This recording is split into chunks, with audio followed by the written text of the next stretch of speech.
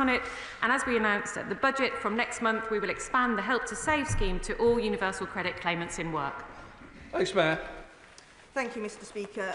The nation's favourite way to save is through premium bonds. Does the Minister think that they are good for the country, a valuable way of encouraging saving, and for everyone who has them, quite exciting every month? Mr Speaker, I think they do provide excitement, not least in my parents' household. I think they're very popular with them.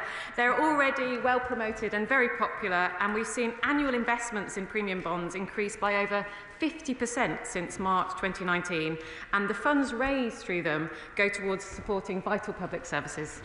John Glenn. Thank you, Mr Speaker. Can I warmly welcome the Government's commitment to extend the Help to Save scheme. This scheme's been running for 7 years. Martin Lewis describes it as a very clever scheme and one that will work for many people.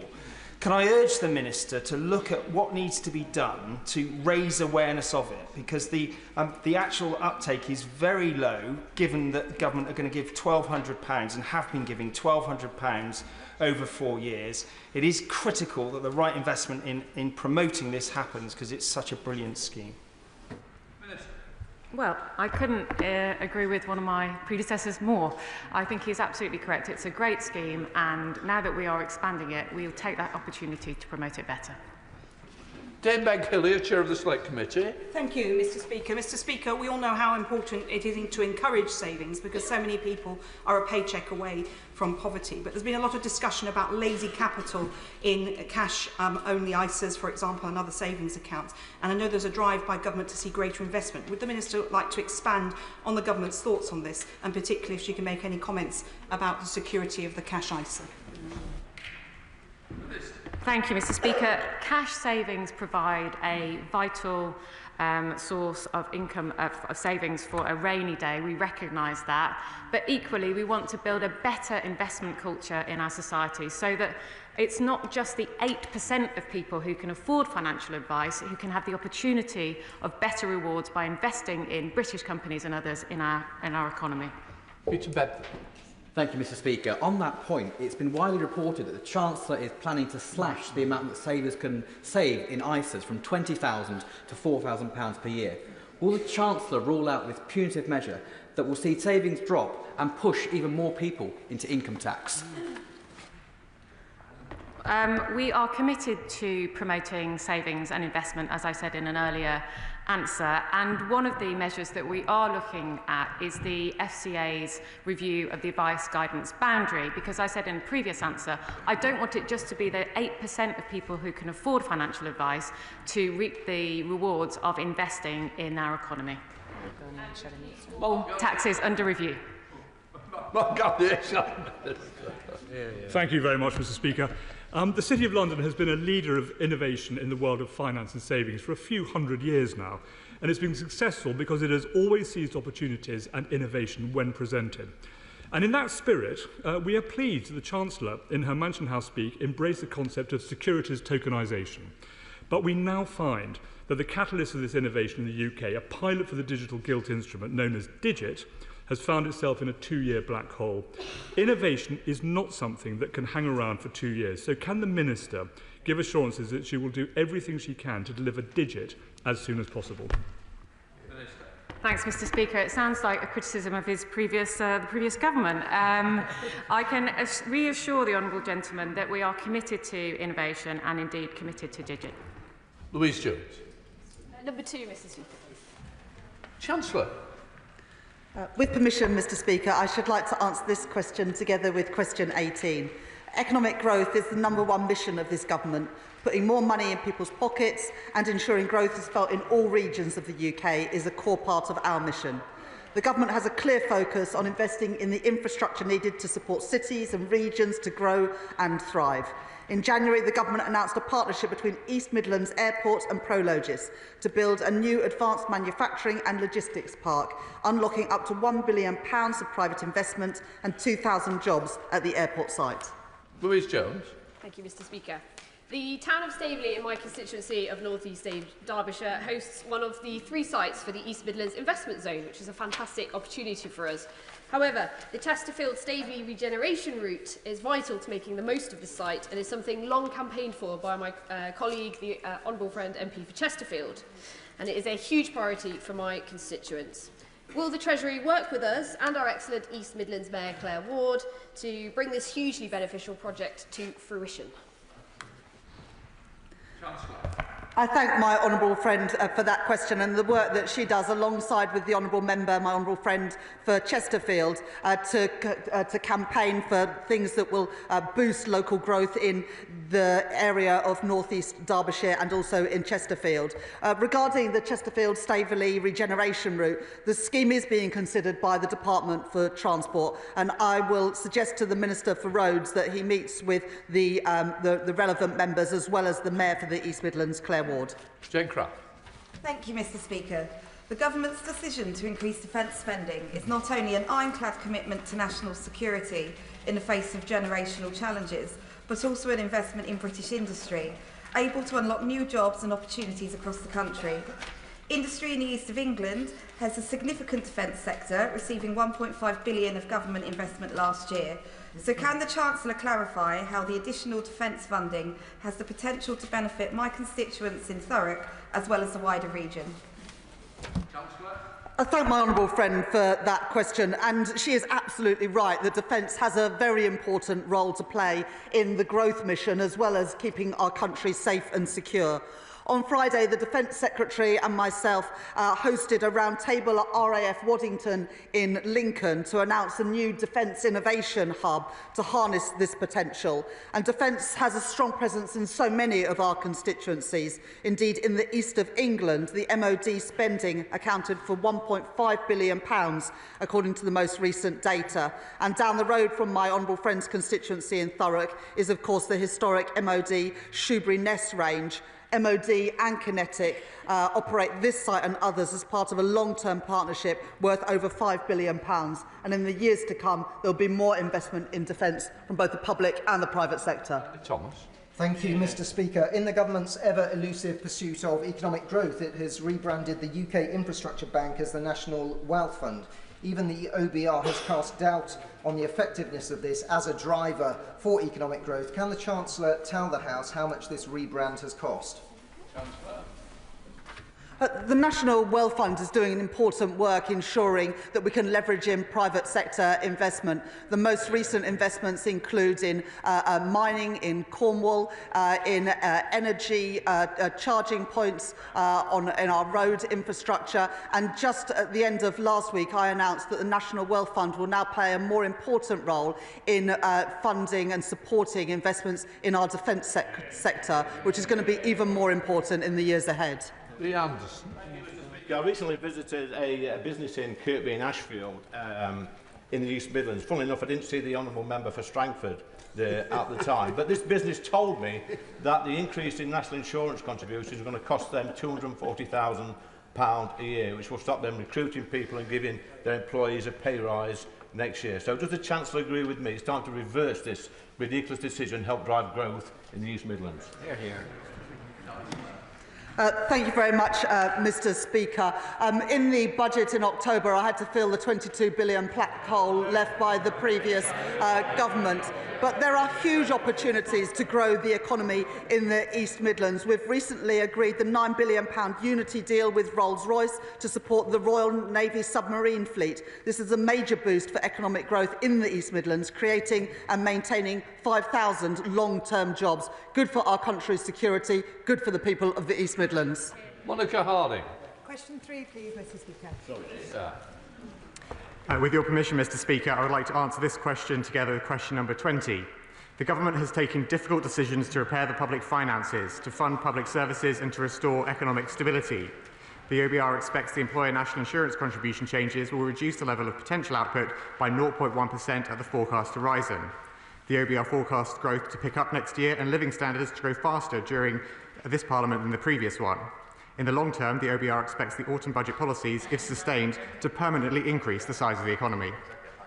Monica Harding. Mr Speaker, my constituent Alison runs Stepping Stones Nursery, which has been operating in my constituency of East Walton for 30 years, offering wraparound care for busy families. The increase to employers' national insurance alone will cost them £16,000 per year, and they're still struggling with an increase in utility costs. And this is in the context of nurseries in the area struggling and closing. And Headmasters, a hairdresser in Walton, is struggling with £15,000 of extra cost, primarily due to this tax rise.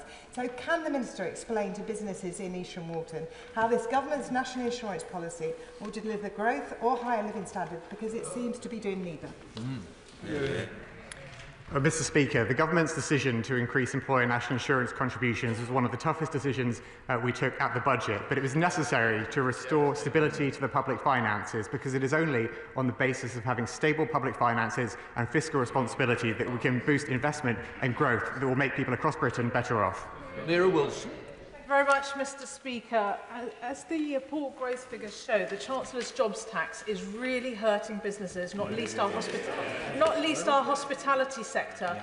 Pubs like the Eel Pie and the King's Head, as well as family-run restaurant Shambles in my constituency, are really struggling with soaring costs, putting off hiring people. So if the Chancellor won't reverse her jobs tax, will she at the very least consider extending the current 75% business rates relief for hospitality until the new system she's announced is in place?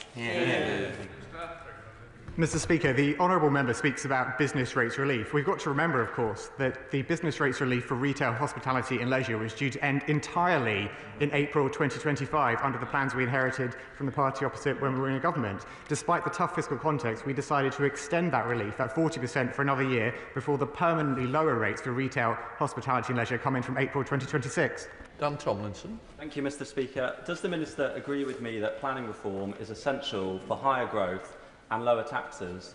And I'd like to ask, is he, like me, concerned that the anti-growth opposition we see before us in this House will vote against the forthcoming planning and infrastructure bill, possibly the most significant piece of pro-growth legislation this Parliament will see in decades?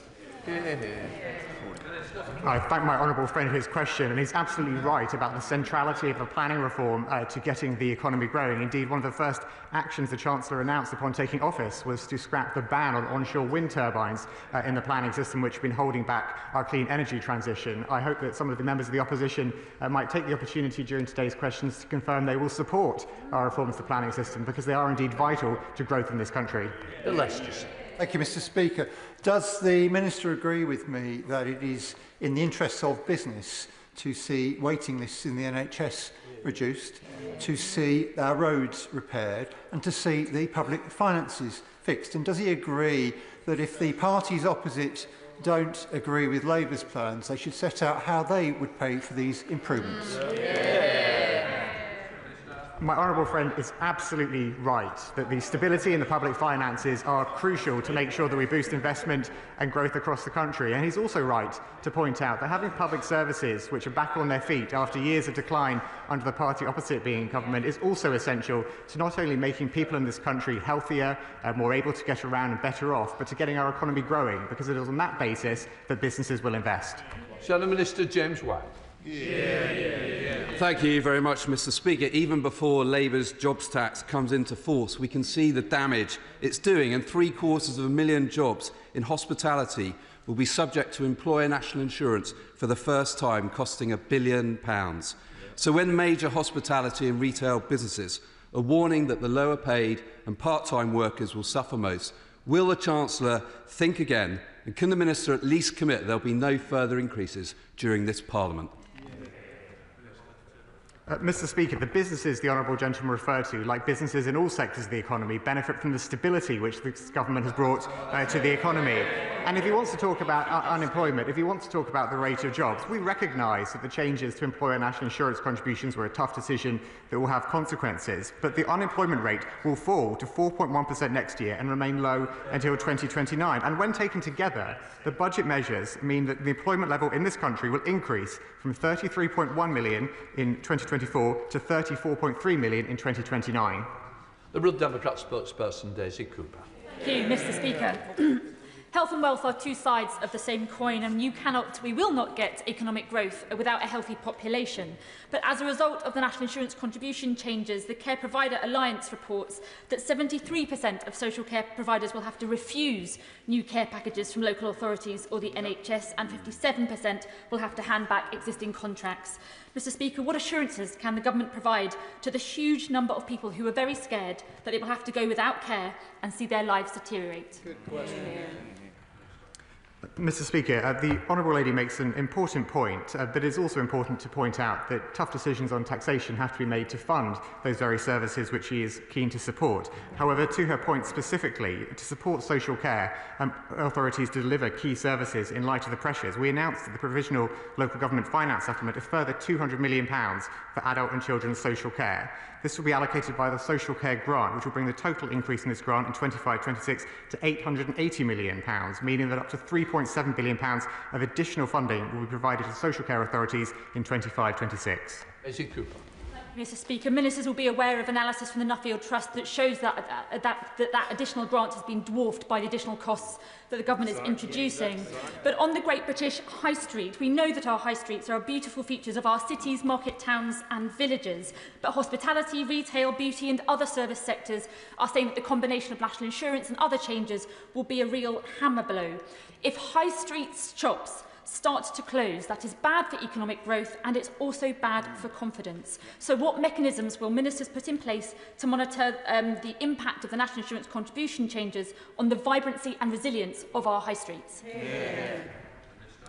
Well, Mr. Speaker, all measures in the budget were, of course, analysed by the Treasury and the OBR ahead of their announcement, and we keep in constant contact with industry representatives to see how policies are taking place in practice. But I would draw her attention to my earlier remarks to her honourable friend in relation to our business rates reform, which is a vital ask from the retail, hospitality and leisure sector. And after years of chopping and changing from the party opposite, changing reliefs one year to the next, offering no stability whatever to people in that sector, we are introducing permanently lower rates for retail, hospitality and leisure from April 26, and avoiding the complete end of relief that the party opposite left in the in-tray when we arrived in office.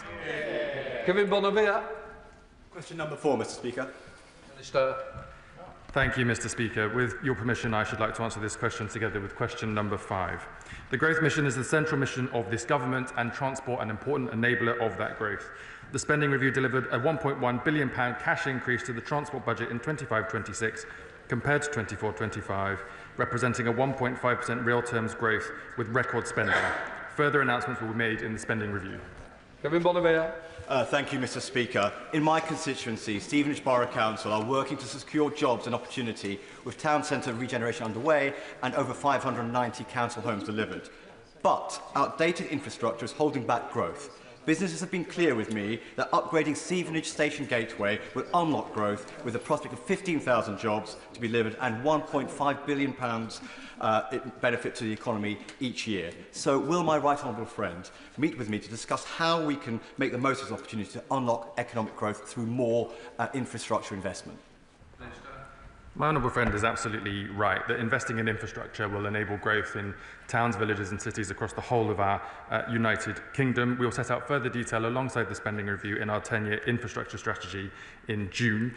And no doubt Stevenage being sited between London and the Oxford-Cambridge corridor will be benefiting enormously from announcements already made. But decisions on specific schemes will be taken by DfT following the spending review. Robertson. Thank you, Mr. Speaker. The Midlands Rail Hub is a project which would represent major investment in rail infrastructure across the West Midlands and would crucially mean more frequent trains on the cross-city line which serves Lichfield. Before the pandemic, this was the busiest commuter line in the country outside of London. What assurances can the ministers give to me and my constituents that more trains on this line are going to be coming and coming soon? I thank my honourable friend, who's a strong champion for his constituency and for raising this project with us here in the House today. Rail projects such as the case he's made in his constituency will be an important part of our consideration in the months ahead as part of the spending review, and I'll arrange for him to meet with the appropriate Transport Minister as we make those considerations. Graham Stewart. Thank you, Mr. Speaker. The great university cities of York and Hull are unusual in that they do not have a direct rail line between them. Labour MPs, Liberal Democrat councillors, Conservatives, everyone in the whole region is united in believing that reopening the Beverley to York line so that the two great minsters of Hull and York can be reconnected would bring economic growth and a brighter future for the area. Would the Minister agree to meet with me and colleagues to discuss this project and how it could help unlock the growth which we all seek across the House? Well, I'm sorry to hear that the right honourable gentleman failed to persuade his party-winning government to open that line over the last 14 years, but I can give him reassurances that this government takes rail infrastructure seriously, and I'll happily consider any detail he wishes to write to me about. Gregory Campbell. Mr. Speaker, the economic growth through infrastructure development could be helped in Scotland and Northern Ireland with more money going to the Cairn-Ryan port and the road infrastructure to there. Allied with that, any help that the Department and the Minister and the Chancellor could do on resolving the EU-related trading issues would considerably help Northern Ireland business as well as Scottish business. The honourable member will know that the government has entered negotiations with our counterparts in the European Commission to improve trade between the UK and the European Union. I had a great meeting last week in Cardiff with finance ministers from the Northern Ireland Executive as well as from Scotland and Wales to discuss these issues and noted that we have given a record-breaking increase in funding to the devolved government so that they can get on with projects such like this, working in partnership with us where we have responsibility still. Stringer. Sorry, Mr. Speaker. Number 6. Thank you, Mr. Speaker. With your permission, I should like to answer this together with question number 16. At Autumn Budget 2024, we set out the first major steps in our approach to regional growth through devolution, investment and reform, and the January Growth Speech regional investment package built on this. We have made clear the government's focus on attracting inward investment across the country and to investing in infrastructure needed to support cities and regions to grow. We have made it clear that the importance of investing in major city regions across the UK will play an important part in this endeavour. For example, if we improve the productivity gap in Manchester, Birmingham and Leeds, we estimate we could deliver an extra £33 billion in economic output. Remstrom. Thank you, Mr. Speaker. I was nearly as shocked as when you just called me then, listening to the Chancellor of the Exchequer on Radio 4 talking about economic growth, when she said there hadn't been a new runway built in this country since 1945. Manchester Airport would be very surprised to hear that, because the new runway there has been operating for nearly 25 years. I was shocked by that, but not really surprised, because I think many of the officials in the Treasury who advise her show a startling ignorance of the English regions. And that leads to certain prejudice in the formula they use for calculating whether a scheme should go ahead. Can the Treasury Minister and the rest of the Treasury team provide coaches to send Treasury officials round the English regions to talk to people who know about growth there? And secondly, will he look at the formulas that are biased against the regions that decide where economic growth happens? I thank my honourable friend for his questions. I will do my best to answer them. I can confirm that Treasury officials routinely engage with local and regional officials across the country, including frequently in Manchester with Mayor Burnham and his team. I would point him gently to some of the announcements made by the Chancellor, including support for the Old Trafford development in Manchester, and of course congratulate the operators of Manchester Airport for running a successful business, which we will continue to support in the normal way. Michelle Strachan. Thank you, Mr. Speaker. At the autumn budget, the government announced a range of support measures for small businesses, including vital support for retail, hospitality and leisure sectors. Will you confirm the measures being taken to support the independent and important craft brewing and distillery sector in Cumbria? I thank my honourable friend for her question. As the House has already heard today from my colleague, we have made permanent decisions to give businesses in the retail, hospitality and leisure sectors security around knowing that their discounts will apply to business rates relief for the long term, not just on a one-year rolling temporary basis, as has been the case for years under the last government. And I understand from my honourable friend that the likes of Shed One Gin, Wolftown and Kin Vodka in Cumbria will benefit enormously from this government's policy, and I look forward to visiting with her those establishments in due course. Max Wilkinson. Thank you, Mr. Speaker. The Golden Valley development in Cheltenham will bring significant growth to the West. It will also back our national security by supporting GCHQ.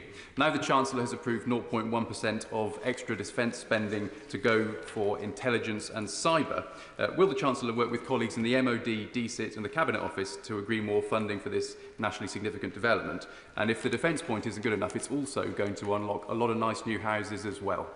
I thank the honourable member for his question. I was on a visit to Newport last week with Airbus, looking at some of the advanced technologies we have in this space, and they told me about the important connections between Newport and his region with GCHQ and the industrial impact that has on the supply chain in the UK. The increased spending announced by the Prime Minister in defence will have a significant positive impact for businesses such as those and for his region, and we'll look forward to setting out further details of that spending in the spending review. Madam Morgan. Very much, Mr. Speaker. The Marches region, of which North Shropshire is a significant part, is held back by the road between Llanymynech and Oswestry in my constituency, which is very dangerous, the A483. It holds back local growth because there are frequent crashes and hold-ups on it, and obviously it's a danger to life for people who live in the area. Can the Minister work with his colleagues in the Department for Transport to ensure that we get vital improvements on that road if we can't have a bypass? I thank the honourable member for her question. I can commit to working with DfT colleagues on projects such as this and others around the country as we make decisions in the upcoming spending review. I will just make an observation that it's not just about the decisions around spending. It's been a problem in the past where decisions have been made and then U-turned and made and then U-turned. It's difficult for the supply chain, difficult for investors and local communities. And in our multi-year capital budgets and our 10-year infrastructure strategy coming in the months ahead, we will give stability to the UK economy so that we can get on and deliver projects such as the one she mentioned. Shadow Minister Gareth Davis. Thank you, Mr. Speaker. The Chancellor has lauded the new National Wealth Fund as being a key part of their regional growth ambitions. The trouble is, it isn't actually new. It's just the UK Infrastructure Bank with a new colour scheme and £7 billion it didn't need. The Prime Minister announced at a recent Labour Party political conference that he will allocate £200 million for Grangemouth from the National Wealth Fund. But it's supposed to be operationally independent. So can he confirm that that is still the case? Was the full independent investment process followed? And can he confirm that the unexpected resignation of the National Wealth Fund CEO just days before that announcement is not connected? I find it odd, Mr. Speaker, that members on the benches opposite don't welcome an additional £7 billion of investment into our economy. It's rather a testament to their poor performance on investment over many, many years in a government. To answer the specific questions, I can confirm that each of the business cases in relation to Grangemouth will have to go through the normal process for sign-off, and that John Flint leaving the National Wealth Fund is not in any way connected to decisions taken by this government, and we look forward to making an appointment for his successor in due course. Mary Glendon. Mr. Speaker. Take care. Thank you, Mr. Speaker. This is an important question when, shockingly, household incomes in the North East hardly grew over the long 14 years of the last Conservative government. We need to raise public and private investment, which is why we're working with the North East Combined Authority on their local growth plan. And the Office for Investment is working particularly closely with the North East, alongside Liverpool, on developing local growth opportunities. Mary Glendon. Thank you, Mr. Speaker. With the town's access to the world's biggest offshore wind farm, a cluster of advanced manufacturing firms and an expanding energy skills academy, more of Newcastle upon Tyne East and Wallsend potential is yet to be tapped into. What discussions is the Minister having with the Energy Secretary to ensure that the investment is there and green supply chains are anchored in places like Tyneside? Thank you, Mr. Speaker. I spent far too much of my life talking to the now Energy Secretary, but the honourable member is completely right to highlight the potential of green energy supply chains in her constituency and across the North East. This is a government committed to securing the economic gains alongside energy security from the energy transition, in stark contrast to the previous government that thought the net zero transition was something to create dividing lines out of, not jobs. Cat Smith. Question number 8, Mr. Speaker. Moving on. Thank you, Mr. Speaker. At budget, the government announced major steps towards delivering a once-in-a-generation increase in social housing. This included a £500 million boost to the Affordable Homes programme, increasing annual spend to £3.1 billion, which is the biggest annual budget for affordable housing in over a decade. Earlier this month, the government also announced an additional £350 million to fund affordable homes. Mr. Speaker, this is the difference a Labour government can make to people waiting desperately on the waiting list for secure housing across the country. Further investment decisions will be set out at phase 2 of the spending review. Catherine Smith. I thank the Minister for his reply, and will he join me in paying tribute to the Lancaster Guardian for their recent investigative report into the reality for many families in the Lancaster district living in temporary accommodation. This is paired with a frustration I hear from local house builders and developers about the delays in the planning process in the district in order to build those homes. Is there anything further the Minister thinks that can happen in Lancaster that would help ensure that families in the district actually had secure housing? I thank my honourable friend. She knows that we're doing everything possible in this place to streamline and improve the planning legislation and the planning processes, with clear signals to everybody across the country that we need to build and build rapidly, not least for our housing targets. Local councils play an important role in this process, as we know, to make decisions for local developments. And I understand that in Lancaster City Council, my honourable friend has had some struggles with the Green Party in becoming blockers as opposed to builders. I would say to them and to people across the country, they need to get behind the build agenda, because that is what the British people voted for. Richard Holden. Thank you very much indeed, Mr. Speaker. To what extent is the Chancellor concerned about multiple potential breaches by HMRC of its charter since it issued Spotlight 63, which impacts rental housing supply and is causing real concerns amongst my constituents who have met me, both landlords and tenants, and would the Minister meet with me to urgently discuss these issues around Spotlight 63? I'm afraid, Mr. Speaker, I have no idea what the answer is, but if the honourable gentleman writes to me, I'll make sure he gets an answer. Nigel Calliscar. Thank you very much, Mr. Speaker. And can I just press the Minister a little bit more about... Oh, number 9, Mr. Speaker. Minister. Thank you, Mr. Speaker. The government is committed to spending taxpayers' money efficiently. At autumn budget, we launched the Office for Value for Money to realise benefits from every pound of public spending. Through phase 1 of the spending review, departments will set a 2% productivity, efficiency and savings target to ensure that every pound of taxpayer money is well spent.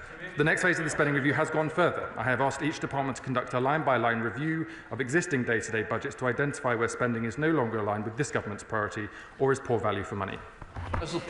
Thank you very much, Mr. Speaker. And can I thank the Minister for his answer?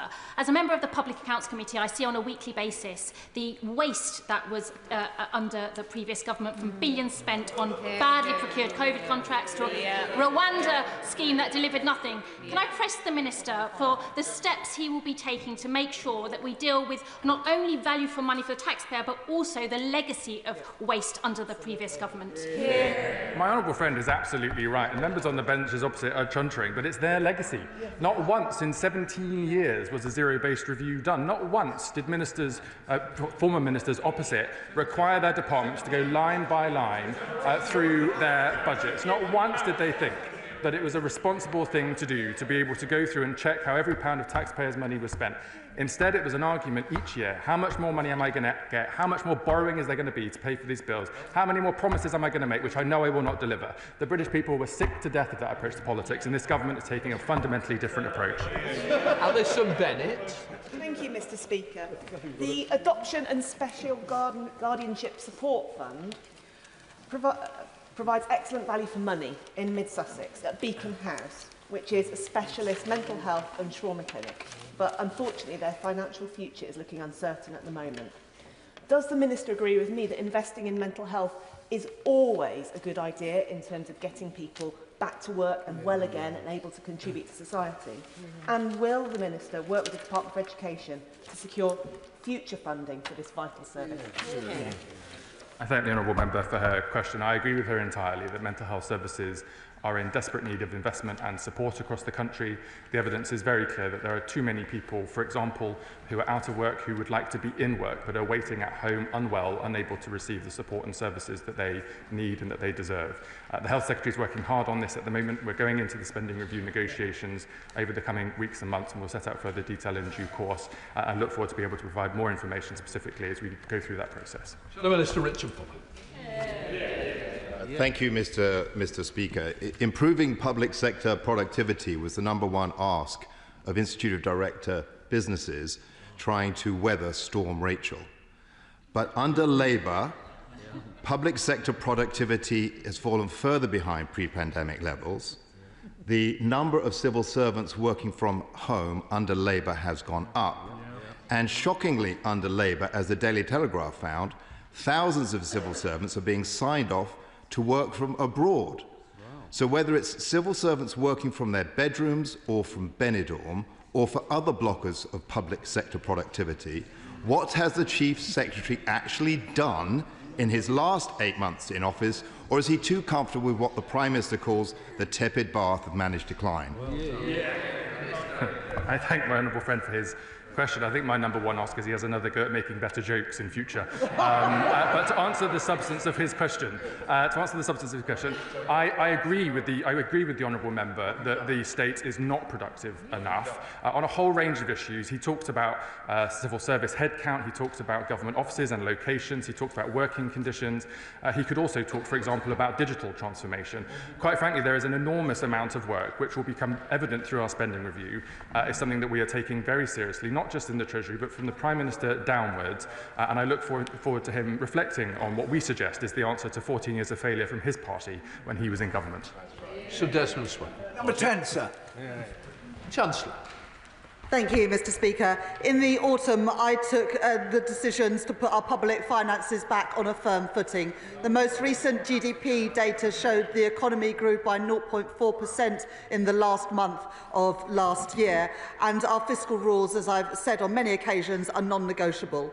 The party opposite sent mortgage rates and business borrowing costs spiralling. We've returned stability to the public finances to give families and businesses the stability that they need. Sir Desmond. The servicing cost is now twice what we're spending on defence, which she's right to be increasing. So what is her level of ambition for finding savings, say, in the welfare budget? I absolutely agree with the honourable gentleman that we need to get a grip of the welfare budget that got out of control under the previous Conservative government. But frankly, Mr. Speaker, I'm not going to take lectures from the party opposite that crashed the economy. And let me remind the House what the right honourable gentleman said about the disastrous mini-budget. He said, "I share entirely the free market ideology that underpins the Chancellor's statement. The Chancellor was right to be radical." He added, "I rejoice at the two fingers the Chancellor has raised to socialist dogma and envy." Well, I think that the financial markets and British public have united in their view on the previous government. Lynn Stewart. Question 11, Mr. Speaker. Thank you, Mr. Speaker. With your permission, I would like to answer this question together with question number 11 and 15. Economic growth is the #1 mission of this government, and Scotland will play an important role. At autumn budget, we announced that the Scottish Government will be provided with £47.7 billion in its settlement in 2025-26, the largest in real terms in the history of devolution. We also confirmed £130 million of targeted funding, including for city and growth deals. Lynn Stewart. Thank you, Mr. Speaker. In Scotland, we have seen almost 2 decades of wasteful spending, while public services get worse. Does the Minister agree with me that good public services are essential to economic growth? And does he agree that taxpayers in Scotland are not getting good value for their money under the SNP government? I thank my honourable friend for her question. On my recent visit to Scotland, I heard just that. The people of Scotland deserve the same approach that the people of England is getting from this government, a government with stability, with economic growth at its mission, and with getting a grip on public finances after years of failure. Quite frankly, Mr. Speaker, we've given the Scottish Government the money. They now need to get on with the job, and if they can't, they need to move out of the way. Tracy Gilbert. Thank you, Mr. Speaker. I'm sure my right honourable friend will agree with me on the importance of Scotch whisky industry. Support for the industry starts at home by attracting investment, including at the Port of Leith distillery in my Edinburgh North and Leith constituency, which is producing single malt Scotch whisky, attracting tourists and showcasing the best of Scottish hospitality. My right honourable friend will be aware of the concerns from the industry about the watering down of the definition of single malt, which will have an impact on investment and growth. Will she therefore work with Cabinet colleagues to ensure that no changes made to the definition of single malt that would undermine the Scottish success story and investment in the Scottish whisky industry? Thank you, Mr. Speaker. Scotch whisky is a proud British brand and export, and this government will always support the industry. I've checked with DEFRA ministers and can confirm to my honourable friend that we will not be watering down the definition of single malt whisky. Mr. Oh, no.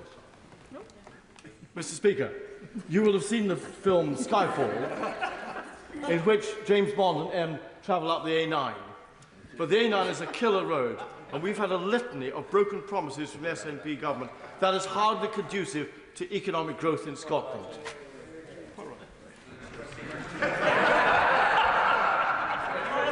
I thank the honourable member for his tour of the scenic A9 and the importance of this road to Scotland, and I would, I'm sure, support what would have been his question, which is that the Scottish National Party in government in Scotland ought to take infrastructure seriously, as we are here from the UK government. And thank you, Mr. Speaker. Thank you, Mr. Speaker. We can listen to the braying from Labour MPs in Scotland, or we can look at the facts, and the facts are that the Scottish economy grew 12% more than the UK economy did in 2024. That's because of the SNP Scottish Government forensic focus on making Scotland the most attractive place in the UK for FDI year after year, for having a progressive taxation system, for rewarding our public sector workers properly, and for investing in our communities. What difference does he think that business agricultural property relief and business property relief will have on the Scottish economy? Positive or negative? I thank the honourable member for his question. Of course, when we make changes to taxes, even when that is difficult, it results in additional funding for him and his colleagues to spend. And I'm sure he's grateful that we've given a record-breaking increase into investment into the Scottish Government. And he may not be grateful for nothing and may be agitating in his place, but I suggest he goes back to the people of Scotland and explains his record in government. Julia Lopez. Question number 12, please, Mr. Speaker. Minister. Mr. Speaker, the Government is committed to keeping taxes on working people as low as possible, which is why we are not increasing the basic, higher or additional rates of income tax, employee national insurance contributions or VAT. The Government has published tax information and impact notes for tax policy changes made at budget, which give a clear explanation of the policy objective together with details of the tax impact on individuals. The OBR publishes an economic and fiscal outlook alongside budget, which sets out their assessment of the effect of government decisions taken on tax. Thank you, Mr. Speaker. Now, borrowing costs are soaring, the economy is weakening, and we need to spend much more on defence. Now, in these circumstances, can people be absolutely confident that to meet her fiscal rules, the Chancellor will not be raising income tax in the course of this Parliament? Mr. Speaker, the OBR's spring forecast will take place on March the 26th and will be accompanied by a statement to Parliament from the Chancellor. Ahead of the statement responding to the forecast, the Government will not give a running commentary on economic developments, but I reassure her that the Chancellor's commitment, and indeed the whole Government's commitment to our fiscal rules, is non-negotiable. Thank you very much, Mr. Speaker. Of course, it shouldn't be working people that pay more tax, because wealth inequality is growing in the UK, and improving living standards is what ultimately this Government will be judged on. So, does the Chancellor see the merit in introducing an annual wealth tax of 2% on people with over £10 million worth of assets, which would go an awful long way in raising £26 billion per annum to equalise society? Well, Mr. Speaker, I hope my honourable friend will welcome the £200 million investment in Grangemouth facility, which we've spoken about during this debate already today. And I hope he will also support the decisions the Government has taken to restore fiscal responsibility to public finances within the tough fiscal rules with the Chancellor set out at budget. John Cooper. Question number 13, Mr. Speaker. Chancellor. Thank you very much, Mr. Speaker. Economic stability and growth are vital to help businesses across the UK to grow. The Lloyds Business Barometer, published last week, showed business confidence up 12 points, building on recent surveys by EY and PwC that show that business and investor confidence is rising. This Government is partnering with business to unlock investment and to drive growth. John Cooper. Mr. Speaker, with her unimpeachable record in the sector, the Chancellor will know that economics is known as the dismal science. And as a member of the Business and Trade Committee, I've spoken directly with businesses one-to-one, and rather than second-hand statistics, the mood is indeed dismal. After her dud budget, can she think again, go back on this desperate jobs tax? The Chancellor is in danger of becoming tough on growth and tough on the causes of growth. Well, honourable members on the benches opposite welcome the additional money for the NHS, but they never welcome the means to pay for it, which is why we are in the mess that we are in with the £22 billion black hole that we inherited from the previous government. But he says that these are backward-looking surveys. The EY survey of UK CEOs found 82% felt optimistic. The PwC's latest Global CEO survey ranked the UK as the second most attractive global destination for international investment. And the Lloyds survey last week showed a boost in business confidence. Those are the facts. People are choosing Britain as a place to invest and to locate their business. On this side of the House, we welcome that. We now come to topicals. Josh Newbury. Number 1, please, Mr. Speaker. Is it? Normally. Mr. Speaker, it's clear that the world is changing, which is why we must bring about a new era of security and renewal to keep our country safe. Last week, I convened European finance ministers at the G20 to discuss our shared challenges. I set out that national security will always be the first responsibility of this government, as well as national security being the bedrock for economic prosperity. I was also proud to welcome President Zelensky to Downing Street alongside the Prime Minister at the weekend, where we signed a loan agreement that will deliver £2.26 billion in funding to Ukraine above our other commitments to bolster their military capacity, repaid by the profits from frozen Russian sovereign assets. We will use the additional investment into defence to create more good jobs, paying decent wages in all parts of the UK. And that is why we are giving the National Wealth Fund a new strategic steer to invest in technologies that better support our security and defence. Britain is a strong country with strong defences, and I know that we can weather this changing world. Thank you, Mr. Speaker. As a father of a 5-year-old, I know firsthand how important indoor play facilities are. Providers in Cannock Chase, like the Beach Hut in Norton Keynes and the Kids Rule Play Cafe in Cannock, have written to me asking for consideration for a sector-specific VAT reduction and the opportunity to shape the reform of business rates. Would a Treasury Minister be willing to meet with me, local providers and the Association of Indoor Play to discuss the sector's priorities? I thank my honourable friend for that question. In terms of VAT, the government has no plans to consider zero rating for indoor play facilities, but all tax breaks must be value for money, and evidence suggests that these savings are only partially passed on. I would, however, welcome my honourable friend engaging with us as we look to inform our Transforming Business Rates paper ahead of the budget later this year. Shadow Chancellor of the Exchequer, Mel Stride. How many jobs will the Right Honourable Lady destroy as a result of her jobs tax? No Shakespeare, Mel.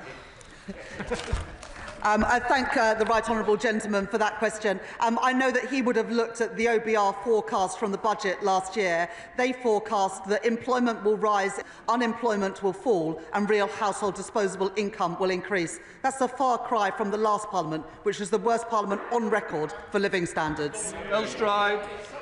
Mr. Speaker, the Right Honourable Lady didn't reference the fact that the OBR also said that there would be 50,000 fewer jobs as a result of the next increase, and indeed Bloomberg put that figure at 130,000 jobs. It does not need to be this way, Mr. Speaker. On the 26th of March, the Right Honourable Lady should come to this House with a spring statement. She should come with a clear plan around welfare savings, which we had when we were in government. And would she now confirm that she is prepared to do that with our support and put an end to this pernicious tax increase? What the Right Honourable Gentleman and his party had was 14 years to reform the welfare system. They failed to do so. This government will.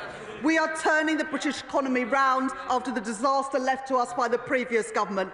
3 cuts in interest rates since the general election. Real wages rising at their fastest rate for 3 years. Fuel duty frozen, the pay slips of working people protected, and millions getting a pay rise through an increase in the national living wage. That is the change that this government is delivering. That is the change that they're blocking. Thank you, Mr. Speaker. During his recent visit to Burton, His Majesty the King sampled one of Tower Brewery's excellent beers, putting our rich brewing heritage in the spotlight. even though His Majesty and I like a tipple, low and no alcohol sales are up 610% since 2013, with a clear opportunity to support this growing sector while promoting public health. Can the Chancellor give consideration to raising the alcohol-free threshold to 0.5 ABV, in line with international markets, to improve consumer choice and growth? Answer, please. Thank you, Mr. Speaker. He is a fantastic campaigner for the breweries in his constituency, and we want the drink sector to go from strength to strength. We are reviewing the responses to the consultation on the threshold that he mentioned. Thank you, Mr. Speaker. Oxfordshire has no nighttime cover for palliative care, meaning patients must dial 111 and wait hours for urgent pain relief to arrive. Will the Minister commit to increasing funding to the Department for Health and Social Care so ICBs, including the Buckinghamshire, Oxfordshire and Berkshire West ICB, can deliver palliative care round the clock? This government, as the honourable member will know, has already given £26 billion of additional funding to the National Health Service and additional funding to MHCLG for social care. We know we've got more to do. The government's working hard on that, and we'll set out further details in due course.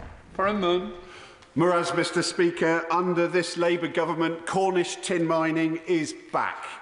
Following the recent Wealth Fund investment in South Crofty Tin Mine at the centre of my Campbell, Redruth and Hale constituency, does the Chancellor agree with me that in doubling the National Wealth Fund investment, this is a perfect example of how public funding should be used to unlock private investment in a strategically vital industry?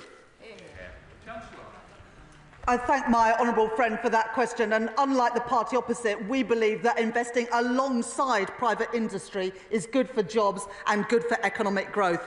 I visited the National Wealth Fund's offices last month, and I heard first-hand from them about their equity investment in Cornish metals.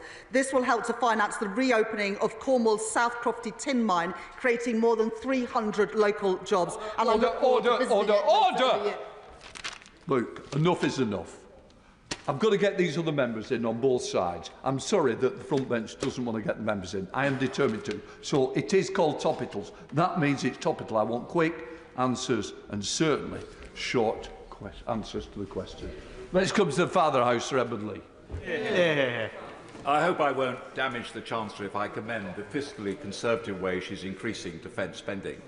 Given that if every European country matches our 2.5% commitment, we can release over £150 billion worth of defence spending.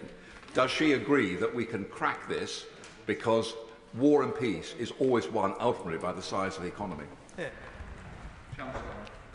I very much agree with the honourable gentleman. That's why I met with fellow European finance ministers in Cape Town at the G20 last week. All of Europe needs to step up. The British government is doing so. We need to see that from other countries too.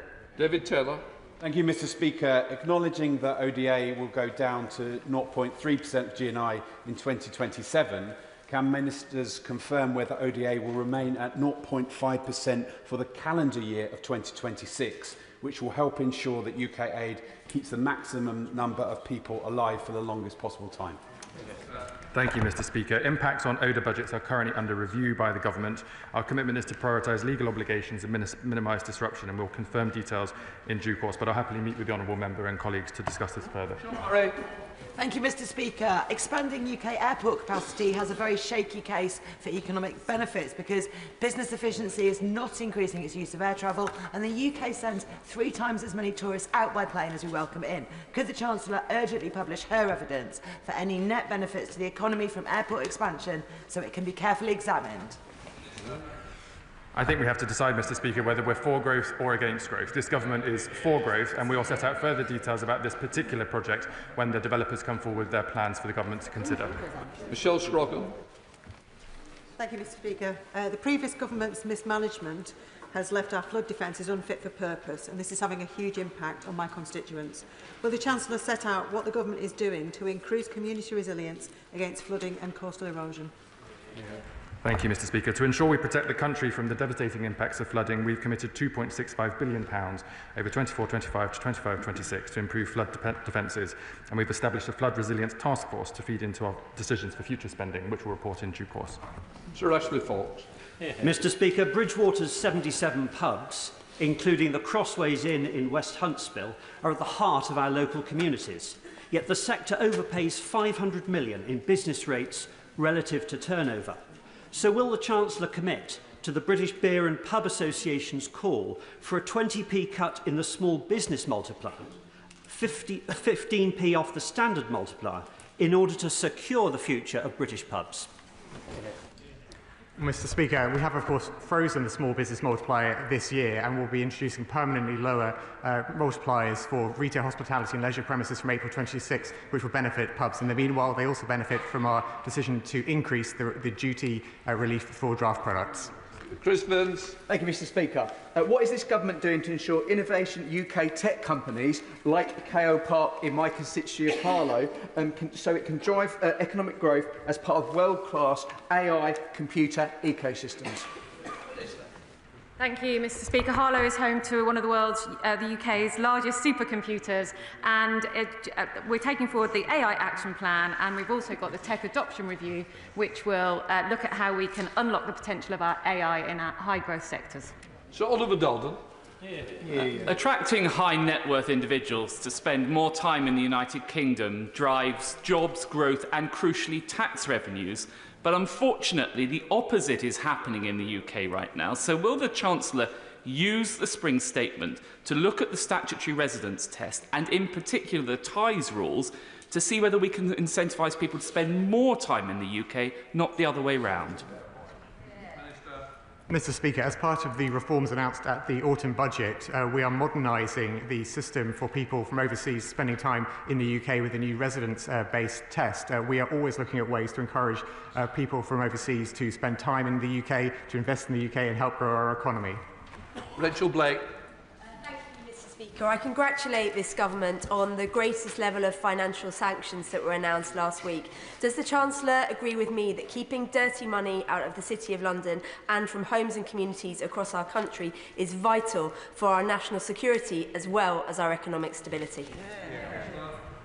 I thank my honourable friend for that question, and it's absolutely right that we did increase and step up the sanctions last week. Also that the loan agreement that we made with Ukraine last week, the loan will be repaid by the profits on the frozen sovereign Russian assets. Russia should pay for the damage that they have done. Thank you, Mr. Speaker. One of my constituents is one of hundreds of people who suffered from the collapse of collateral. While the FCA has apologised to investors for failing to act faster to stop its fraudulent activities, I'm concerned that without internal changes, the FCA will make similar mistakes again. Shouldn't there be an investigation into the FCA's handling of this case? Hear, hear. I thank the honourable lady for that question. I'm very happy to meet with her and look at the case that she mentioned because I need to get more detail.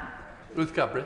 Thank you, Mr. Speaker. The Transport Committee has looked at the economic growth case for Heathrow expansion, and we heard conflicting evidence on the project's growth impact on regions away from London and the South East, and also on other carbon-using sectors. So will the Chancellor ask Heathrow Airport to release the full text of the Frontier Economics report on which she made her decision to expand Heathrow? We believe, Mr. Speaker, that Heathrow as an important hub airport will have benefits for regions across the country, which Chambers of Commerce have said to us. Of course, I understand the Transport Select Committee is looking at this issue and will consider their report when they publish it in due course. Luke Taylor. Thank you, Mr. Speaker. St Ralph's Hospice in my constituency faces a £140,000 increase in staff costs due to the government's national insurance hike. This means the hospice will have to further cut staff services that take the pressure off the NHS. Will the Chancellor think again and provide an exemption for healthcare providers from the national insurance cost rise? Mr. Speaker, the Chancellor set out a budget and I've set out during the finance bill and related legislation exactly how we will implement the changes announced at budget. In terms of employer national insurance contributions, there are defined ways in which public sector organisations are reimbursed. They don't apply to hospices as they are largely charities or not part of the public sector directly. However, I would point him to the £100 million of extra investment which we've announced going into improving hospices. Dr. Allison-Gunn. Will the Minister agree with me that investment in the 5500 Midlands Growth Corridor will provide an excellent opportunity to deliver this Labour government's mission for growth and opportunity for all? I joined my honourable friend in celebrating investment into her region. Our growth mission is one where each part of the country will benefit, and we look forward to doing further work with her. Jim Allister. Again protesting in Westminster today. Why is the Chancellor of the Exchequer running away from meeting the farming unions from across this nation? Why do those who feed our nation not deserve some of the Chancellor's time? Mr. Speaker, just 2 weeks ago, I spent a fair amount of time meeting with representatives from the NFU and other representative organisations from different nations within the UK. I listened to their concerns. I listened to what they had to say. We have to be honest that we disagree.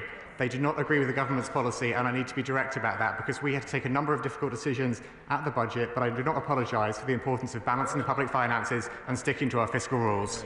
Martin. Thank you, Mr. Speaker. Next month sees a rise and an extension to the minimum wage. In Ports of North, there are 9,600 minimum wage workers, higher than the national average, leaving many in in-work poverty and many with desperate need of a boost of living standards. What steps is the government taking to help improve living standards for these low-paid workers? Thank you, Mr. Speaker. Honourable Member is absolutely right that a higher minimum wage is an important way that we make low-earning workers' lives better, as is the extension we announced to sick pay yesterday, which I hope will be welcomed on all sides of this House. Harriet Baldwin.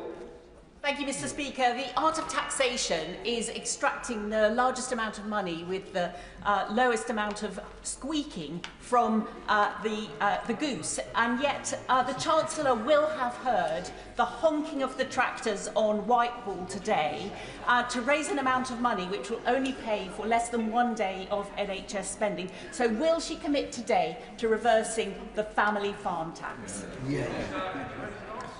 Mr. Speaker, as we've debated several times in this chamber and indeed in Westminster Hall, the changes we've made to agricultural property relief and business property relief retain a generous relief for people who are accessing that benefit within the taxation system. It means that people will get £1 million without any inheritance tax being due. That is in addition to the existing nil rate banned spousal transfers. Over that, it's up to an effective rate of 20%, and any money which is due can be paid over 10 years interest-free. Luke Murphy. Thank you, Mr. Speaker. The government's recent £100 million investment into hospices, including St Michael's Hospice in Basingstoke, will help modernise facilities, enhance digital services and provide more comfortable spaces for patients and their families. Given their vital role that hospices play within all of our communities, will the Treasury continue to work with the Department of Health to ensure the sector's long-term financial stability? Well, I thank my honourable friend for his question about hospices, and as he rightly points out, £100 million is being made available for hospices, £25 million in 24-25 and £75 million from April 2025. This capital funding is intended to help charitable hospices to improve and modernise their facilities and physical estate in my honourable friend's constituency and elsewhere across the country. Tim Farron. Speaker, Britain is only 55% food secure. In these deeply uncertain times internationally, isn't it time to change policy when it comes to agriculture? Isn't this the day to get rid of the family farm tax and to undo the 76% cut in basic payments and invest in the people who keep us food secure? Mr. Speaker, as I've made clear to other honourable members, the changes to agricultural property relief are a fair way to raise money which is necessary to balance the public finances. Britain has excellent food security, and that is a priority for this government. Thank you, Mr. Speaker. Mr. Speaker, it's right that the government has put more money into defence. In answer, though, to a previous question this morning, the Chief Secretary said that there is an impact assessment of the overseas development budget. Does this mean this is still in scope in the spending review and there could be changes in that budget in June? Just to clarify, Mr. Speaker, I didn't say an impact assessment. I said the impact of the changes are being considered by the government, but we will set out the detail on that in due course. Right, final question, Rishi Sunak. Can I commend the government on its international leadership at this challenging time? Now, events overnight make it even clearer that Europe must find considerably more resources for Ukraine. Now, the Chancellor has rightly continued our policy of using the interest on frozen Russian state assets to benefit Ukraine. But I believe that now is the moment to go further and to actually seize those assets. Russia's invasion of Ukraine violates the principle of sovereign equality, providing a basis in international law for this, and by acting in concert with our allies, we can ensure that there are no risks to financial stability. So can I urge the Chancellor to push for coordinated action to seize those frozen Russian state assets, give that money to the Ukrainians so that they can defend their country and rebuild it too? Thank you, Mr. Speaker, and I thank the right honourable gentleman for his words about this government stepping up the funding for defence. Last week we expanded sanctions on Russia, including looking at financial services. This week we've both signed off a UKEF package to provide more military support above and beyond our defence spending, as well as that loan repaid by the profits on those assets. As the Prime Minister said yesterday, we would look at going further, but as the right honourable gentleman knows, it is incredibly complicated to do that in line with international law, but we keep all options on the table because the right honourable gentleman is absolutely right. Russia should pay for the damage that Russia has caused. Right, that completes questions. Let front bench change over.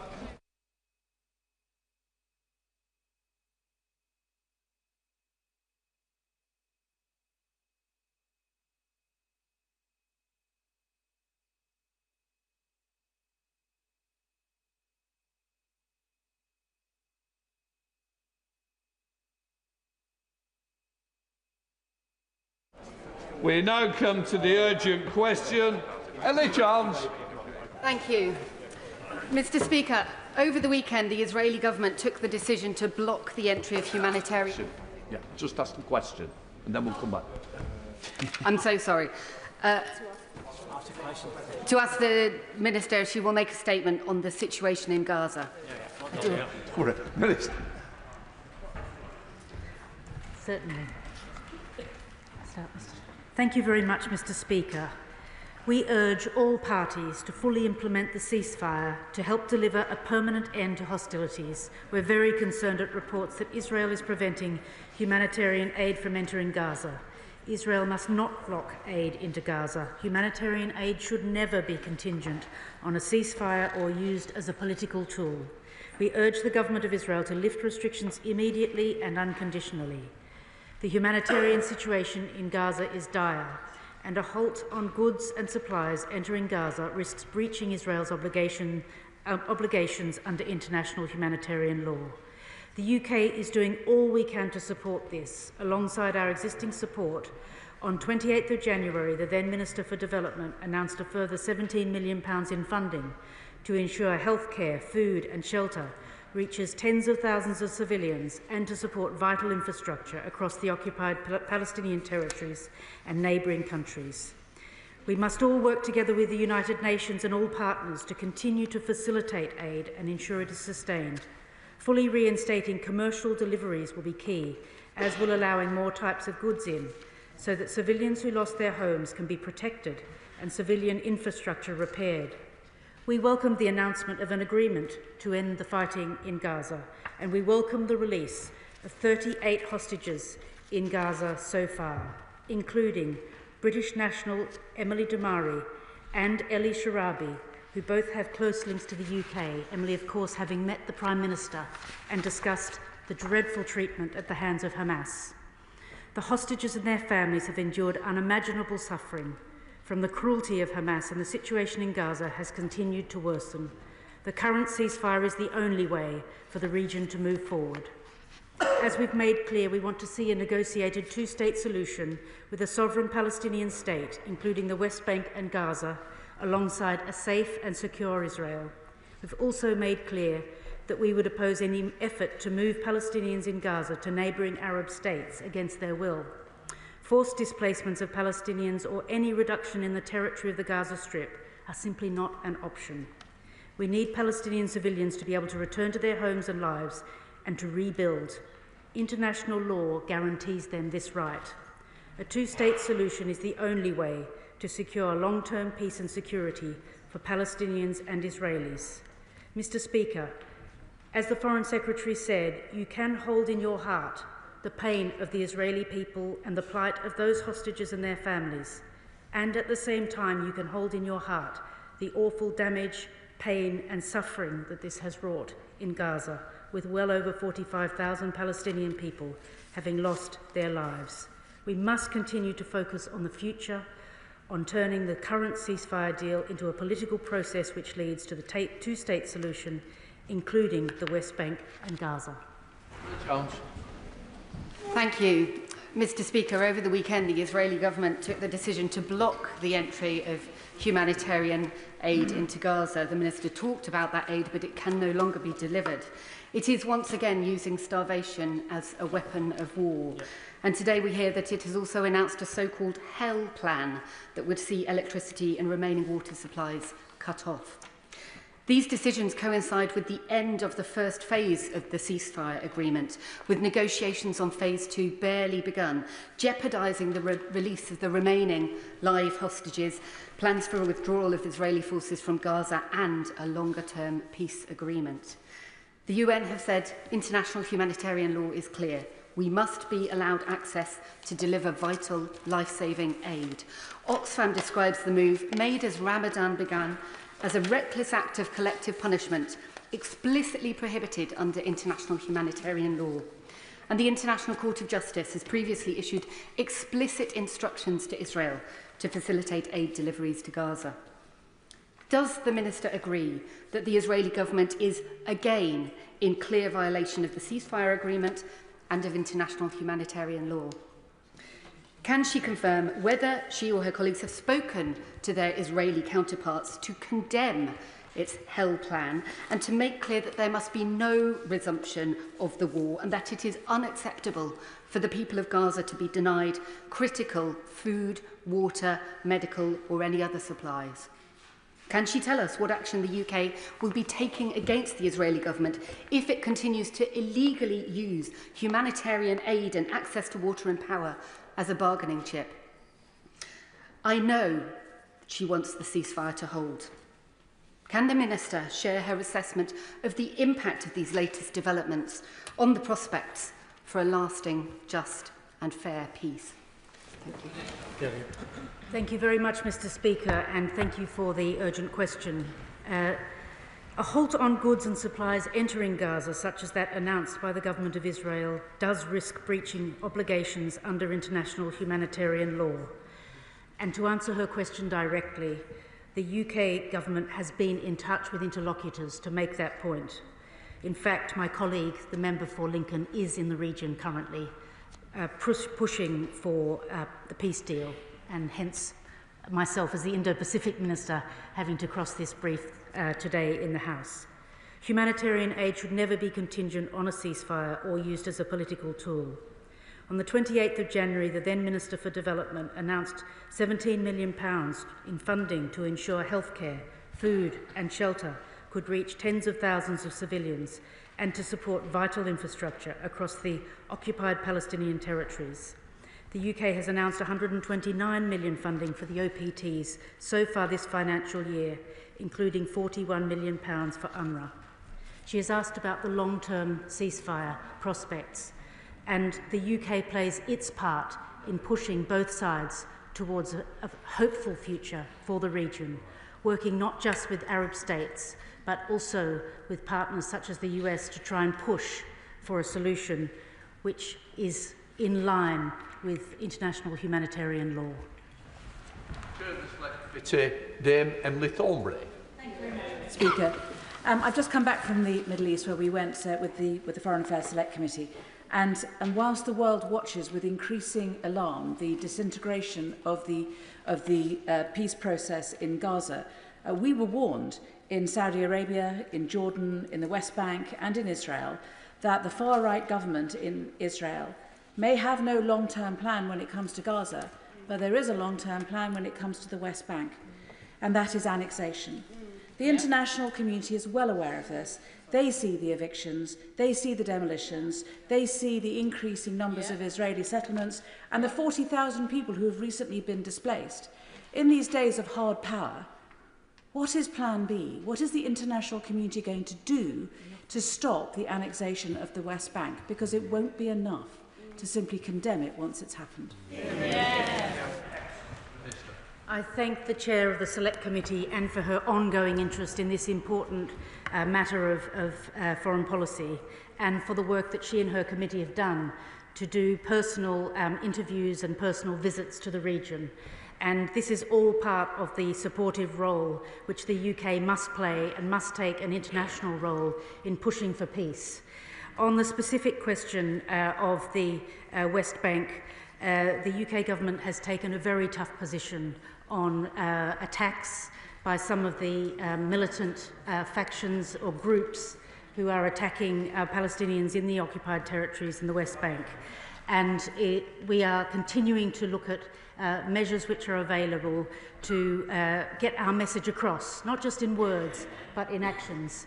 And with her permission, I will write to her as the Chair of the Select Committee to give an update on our current position in terms of our assessment of that situation.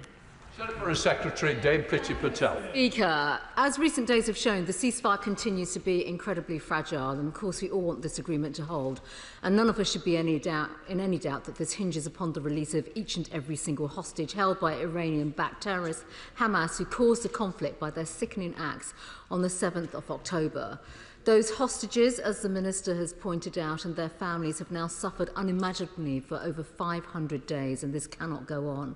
They've been held in barbaric conditions, and the world has been shocked by the distressing scenes surrounding those who have been released, and the Minister rightly refers to Emily Damari and others. And in Emily's case, she has shared the really awful nature of the ordeal that she experienced in Hamas captivity, and we wish her all well in her recent medical appointments that she's now receiving in the treatment.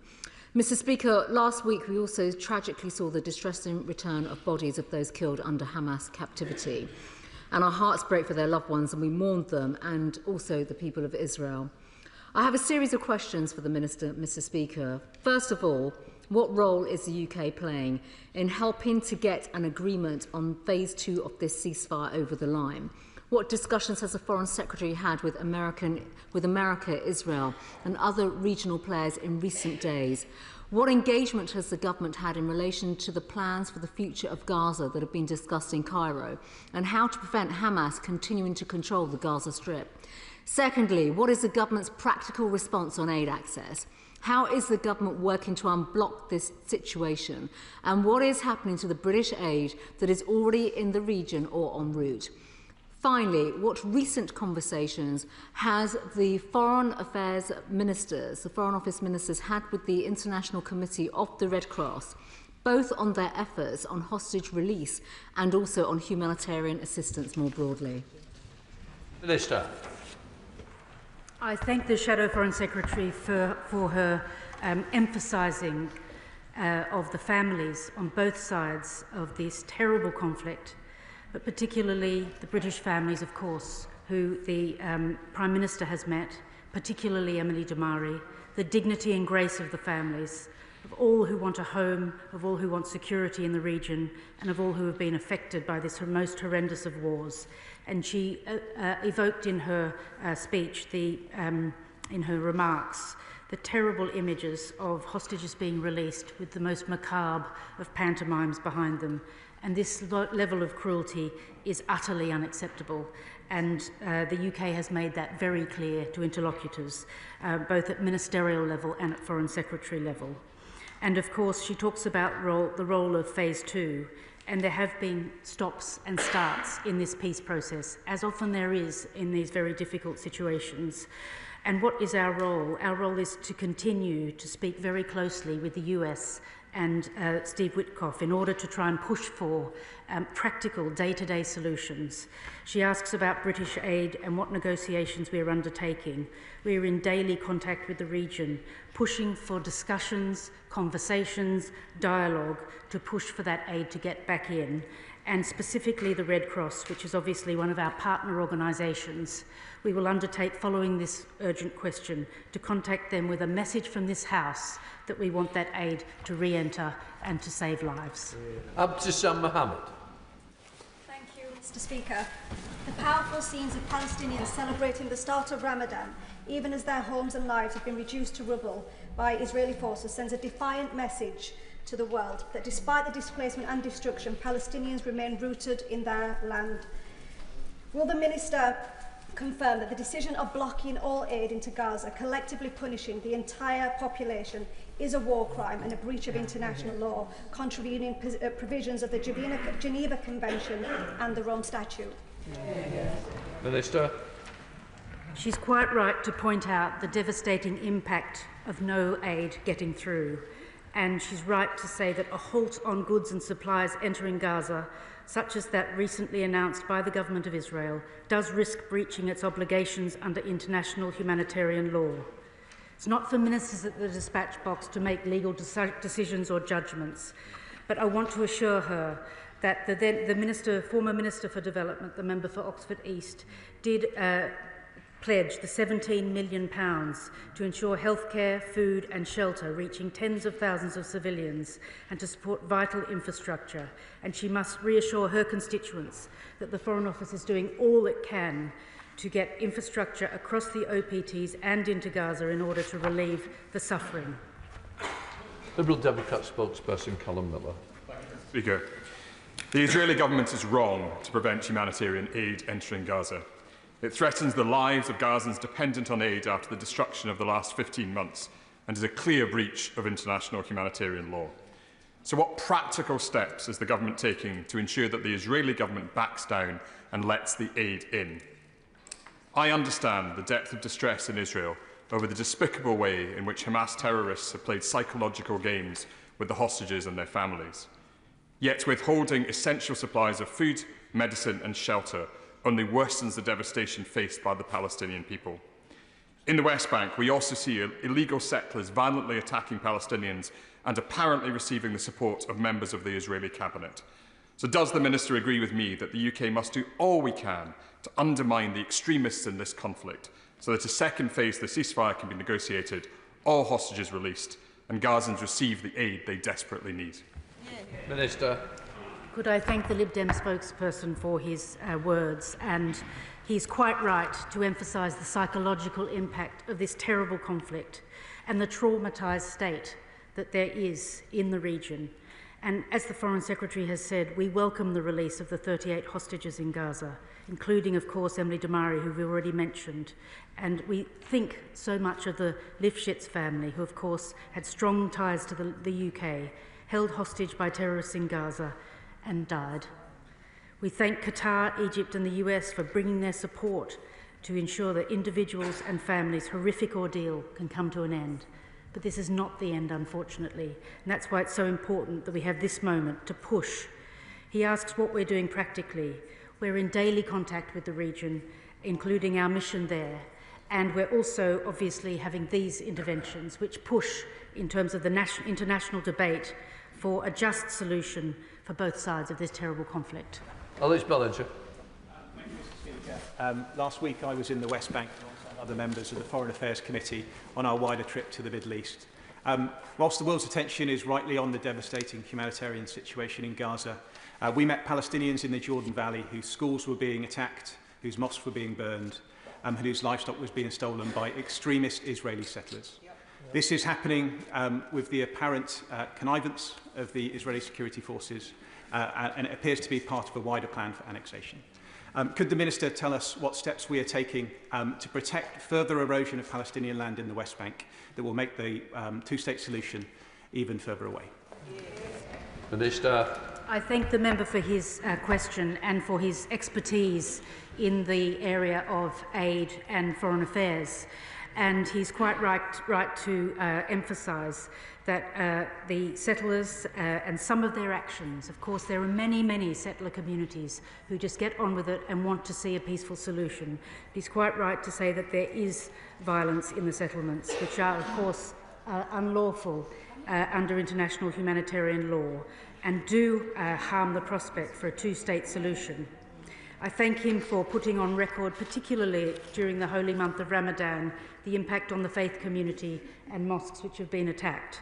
And this is certainly a point that we will ensure gets through in our next discussion with our interlocutors, both on the Israel side, but also on the Palestinian side. Brendan O'Hara.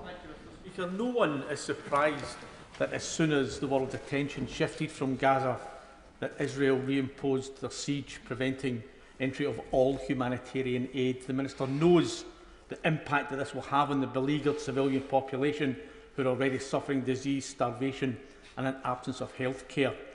After 17 months of giving Israel carte blanche, none of us, least of all Netanyahu, expects there to be any meaningful consequence for their actions. But could she tell me, does she consider what's happening in Gaza now to be a collective punishment? And if she doesn't, what would she call it?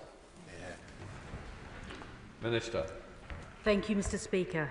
I think sometimes the words that we use are really important, and there has been an enormous amount of suffering.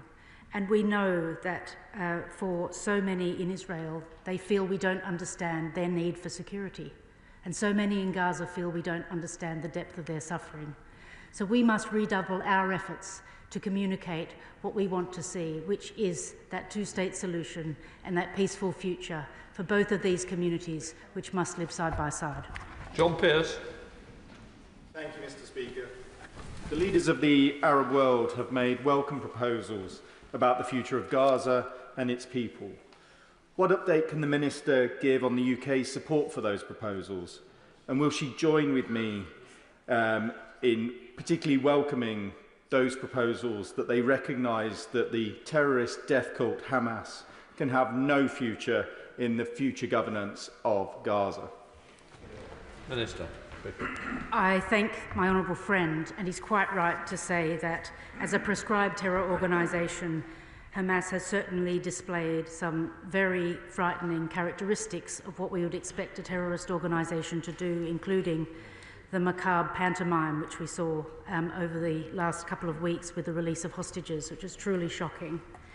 And I thank him for his question, and obviously the exact detail on the next stage of the negotiation is to be defined by the two parties, but we play a real role both with the ally, which is Israel, but also with working with Egypt and Qatar, and also with the wider region, which is why our minister right now is in the region making the point that we want to be involved, we want to be pushing for a peaceful solution, and to see that day when neither terrorism is extant and where the two communities can live side by side in peace. Kit Maltos. Mr. Speaker, I was going to ask a question about what we were going to do if the Israelis refused to let in aid or turn on the water and power, but I think we all know basically the answer is nothing. So instead, let me ask this. The Minister quite rightly mentioned the macabre display around the return of the hostages and the condition of those hostages being returned. And she's right. She said she's taken this up with interlocutors, I think she said. But why hasn't she mentioned the return of the Palestinian non-combatants? Why hasn't she mentioned their condition when they're returning often emaciated and with signs of torture? Why hasn't she mentioned the number of senior medics who've been detained without charge and then died in mysterious circumstances in Israeli detention? Apparently there being some kind of investigation which never comes to a conclusion. And is she surprised that people have become cynical about British conduct in this conflict, when it seems that we're only concerned about the welfare of one side? Minister. Mr. Speaker, with all due respect, I think we've had a very balanced approach across this House to the suffering of all the communities based in the region.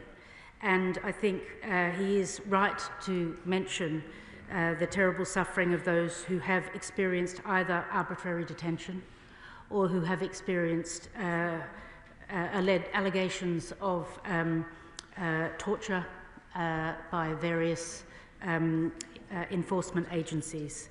And he's also right to include this in what needs to be the next step of the negotiation around the one side of the hostages, but also those who are being released from prison.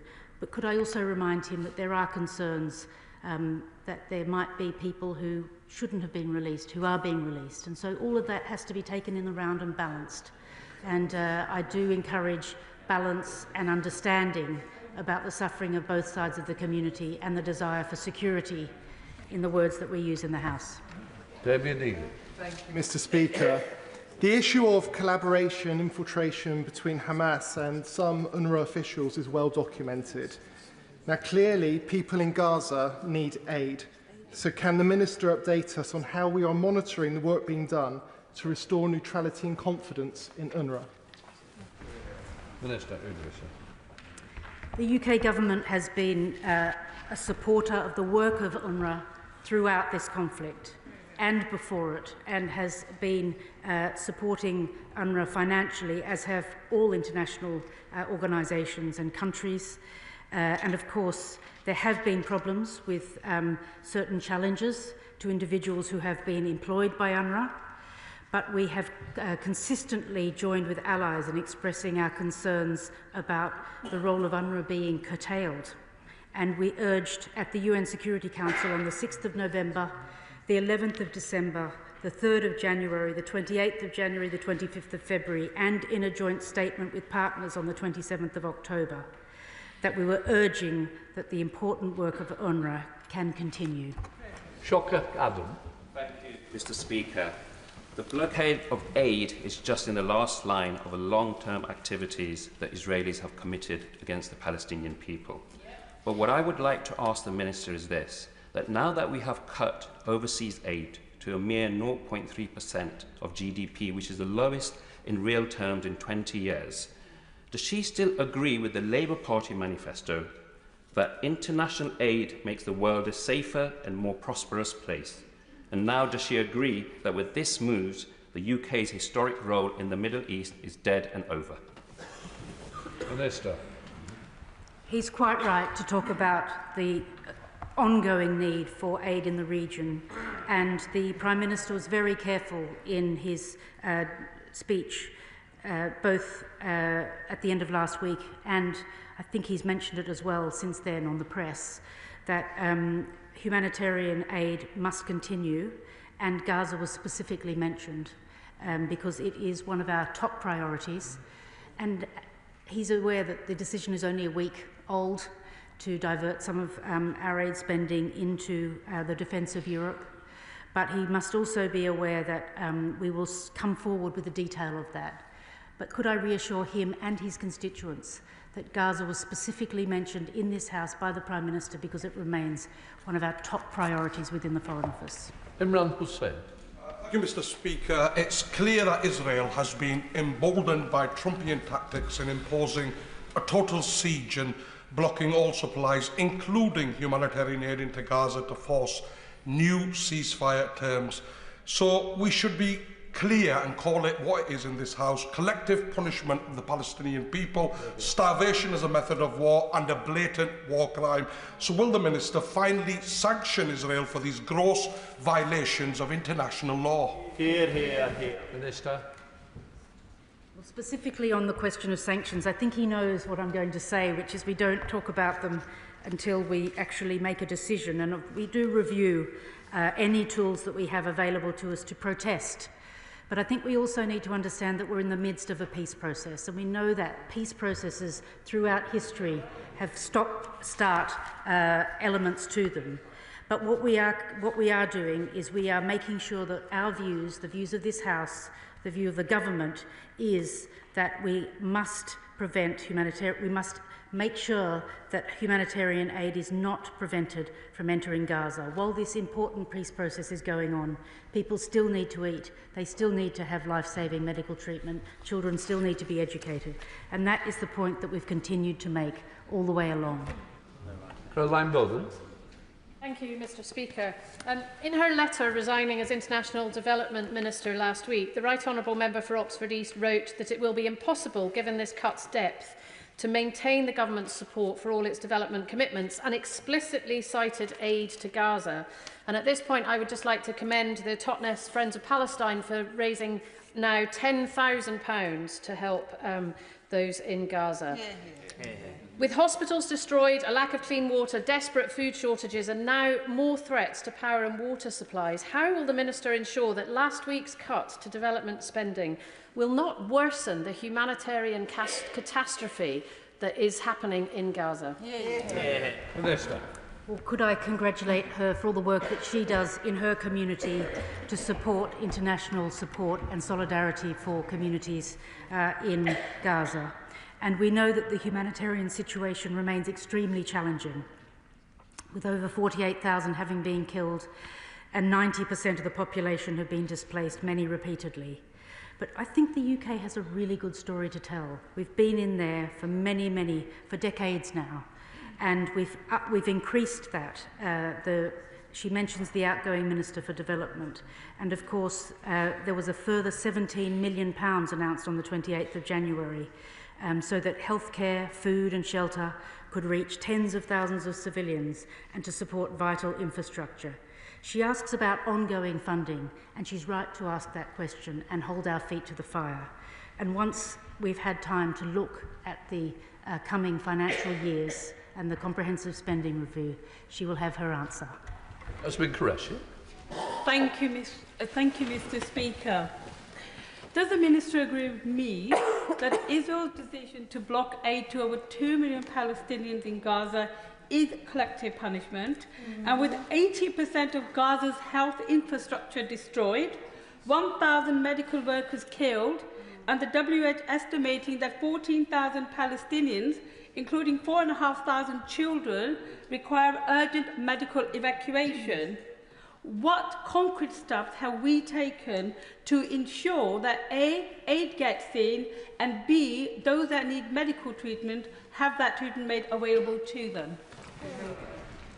I thank the member for Bolton for her question and for her ongoing campaigning on humanitarian aid for Gaza. And of course, it's very positive that the Rafah crossing remains open, enabling a significant increase in the number of medical evacuations in recent weeks. It's vital that Israel ensures that there is a sustained passage for patients who need treatment not available in Gaza. Officials from across all relevant Whitehall departments are exploring avenues to ensure our support best meets the needs of the critically ill in Gaza. And the member previously on the other benches did talk about the medical staff who are under threat, and we have supported with technical advice and training, and also we announced £1 million for the Egyptian Ministry of Health and Population, delivered through the WHO Egypt, to support medically evacuated Palestinians from Gaza. Thank you, Mr. Speaker. Yesterday, the Israel All-Party Group heard from the families of 5 of the remaining hostages. Of the 59 hostages still in captivity, it's estimated that only 24 are alive and 35 have been murdered. The reality is that the recently released Eli Sharabai described the conditions he was held in chains, brutally beaten and starved. The reality is that Alon Ohen, who is also alongside him, remains in captivity. The families believe that there is a very vulnerable position for all those remaining hostages. So clearly the demand has to be for all of the hostages to be released immediately, and that should be the aim of the British government. What action is the Minister taking to make sure that that happens? Minister. I thank the member for his question about the hostages and his ongoing support for peace in the region. And we know that the families who, of course, have the UK connection, and he specifically mentioned Ellie's family, Ellie Sharabi. The UK has played an active role in coordinating with international partners since the beginning of the conflict.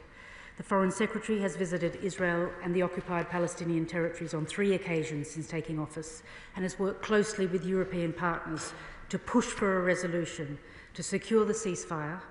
And I have to say, I do think the situation has improved on that front in the last couple of weeks.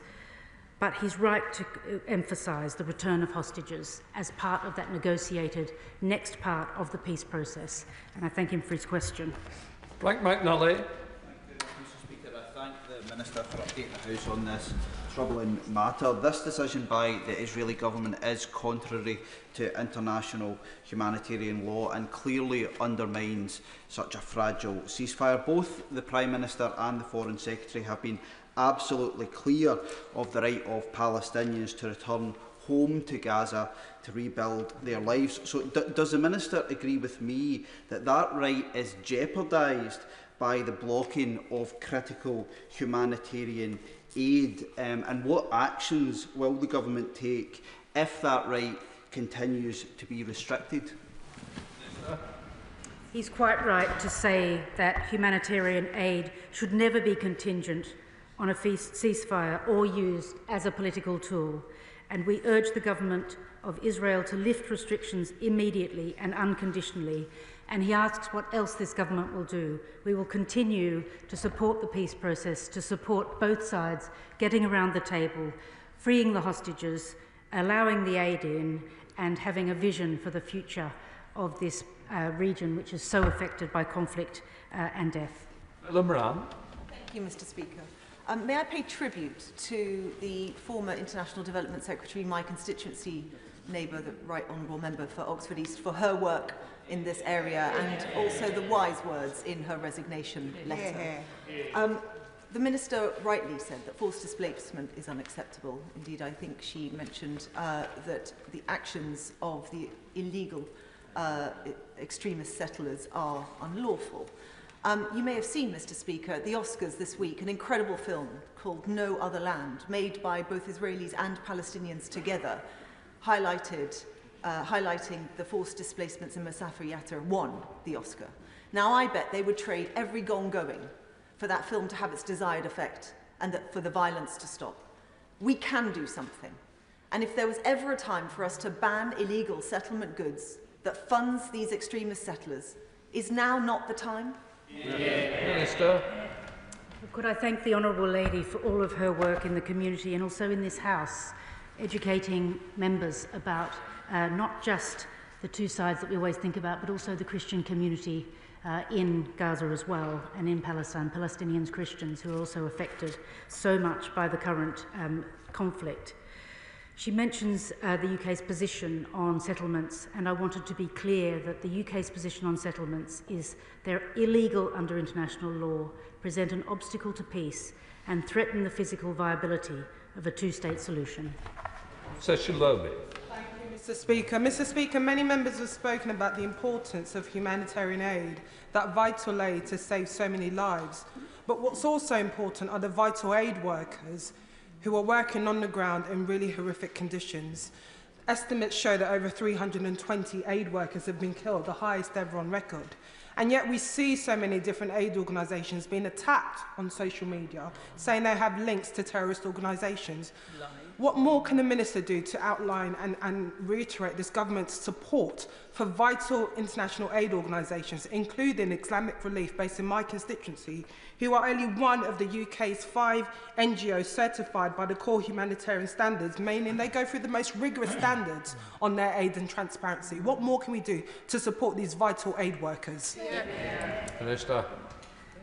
I thank my honourable friend for her important work in this area and for the aid organisations which are based locally just across the river. And it is true to say that aid must get to those who need it across all areas, but that the important work of aid workers must be respected and aid workers must be protected. And it's horrifying to hear reports, for example, that 6 babies have died from hypothermia and cold-related injuries in Gaza in just 2 weeks. And this is why aid organisations such as Islamic Aid, but the Red Cross and all the other organisations who make up the partnerships across the region must be able to get in to Gaza to do their important work, and also must be allowed to bring in the types of goods such as tents, medical equipment and machinery needed to support the resumption of basic services in Gaza. Jim Shamble. Thank you, Mr. Speaker. Can I thank the Minister very much for the answers to the UQ. The PM was very clear in the Chamber yesterday in his support for Ukraine until peace is achieved over the weekend, for which I am eternally grateful. But will the Minister confirm that our support remains with Israel as we attempt to secure peace for now and a lasting solution to maintain? And we hope that a future for the children on both sides of that Gaza boundary can be achieved. Thank you so much. Minister. I thank the honourable member for mentioning the children in this conflict. And he's very well aware of the trauma that can be passed down from generation to generation as a result, and also thinking of orphans in the region, of which there are many. And I thank him for his commitment to the State of Israel, as he says, and to a secure future for the people of Israel, so that the people of Israel can have that security which they seek, but that also an end can come to that of the suffering of people in Palestine as well. Thank you very much, Mr. Speaker. In addition to my sadness and alarm about the Netanyahu government again blocking aid from entering into Gaza, I have repeatedly raised my concerns in Parliament over the years about the forced evictions and illegal settlements in the West Bank. And now, shockingly, for the first time in 2 decades, there are tanks in Jenin and further displacement of Palestinians. So, Minister, what representations is the government making to the Israeli government that aid must not be blocked from entering Gaza, and that this illegal occupation and further evictions must immediately be stopped? Minister. It gives me a further opportunity to emphasise that settlements, Israeli settlements, are illegal under international law and do harm prospects for a two-state solution. The Foreign Secretary has made it clear on a number of occasions with Israeli ministers that the government must clamp down on settler violence and end settler expansion. Mark Pritchard. Thank you, Mr. Speaker. Can I thank the Minister for mentioning orphans, because unfortunately orphans don't have too much a voice in this place, but I'm grateful for doing so, and sadly there are too many across the world who see more and more conflict. Can I agree with my right honourable friend, the member for North West Hampshire, that civilian lives, whether they be Israeli or Palestinian, are just as precious? We should do all we can across the House to save life. But can I ask, I mean, I do have concerns. It may be a surprise, Mr. Speaker, that Ukraine may not be the biggest foreign policy headache for the government over the next coming months. And I think it may well be Israel and the divergence on Israel with the new American administration. That is of great concern. So does she accept what has been agreed in Cairo today at the Cairo Arab Summit?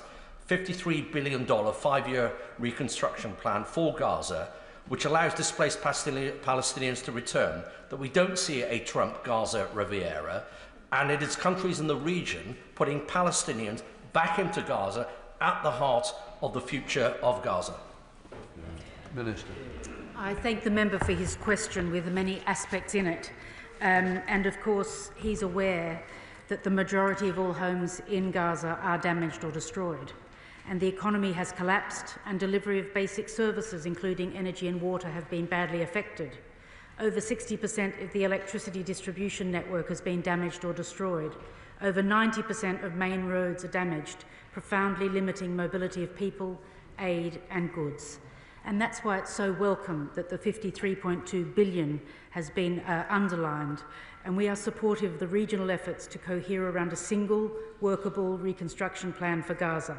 And we support the region with their expertise in construction in the region to get going on that. And if I could briefly answer his question as well about the orphans, he's aware perhaps that the Foreign Secretary has as one of his main areas of concern the welfare of children, particularly children who are orphans or in need of adoption or fostering. And I will take back to him today his concern, particularly for that work stream that we do quite a lot on in the Foreign Office, and emphasise its importance. Johnson. Thank you, Mr. Speaker. The suffering of Palestinian children who have been attacked by Israeli drones is devastating. Yeah. And the fact that those children are denied medical support and assistance is even more devastating. Yeah. The Minister's talked about how we're looking at medical evacuations, but would the Minister agree with me? Actions speak louder than words. And when will enough be enough? And when will these children get the attention that they so desperately need when other countries are doing the same right now? She's quite right to talk about the children, and we know whether it's in Sudan, whether it is in Ukraine and everywhere else, that children suffer that deep trauma as a result of conflict.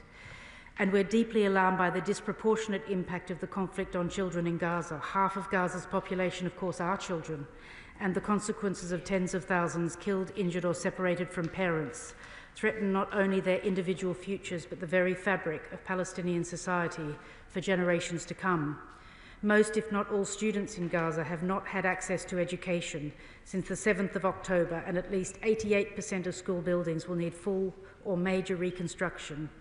So she's quite right to say, what are we doing? And the UK is supporting the restoration of education services in Gaza, including through the UN Office for the Coordination of Humanitarian Affairs and the UN Relief and Works Agency for Palestinian Refugees in the Near East. And she would be aware as well of the important work to keep going to maintain the ceasefire that we've got so that we have a hope of that reconstruction dream. Bentley. I'm very pleased to hear the Minister emphasise that the withholding of humanitarian aid is a direct contravention of humanitarian international law. I would also like to ask her what steps her government is taking to work with partners both in the region and in Europe to apply pressure to the Israeli government to ensure that the flow of such critical aid is no longer impeded. Well, I thank the member for his question, and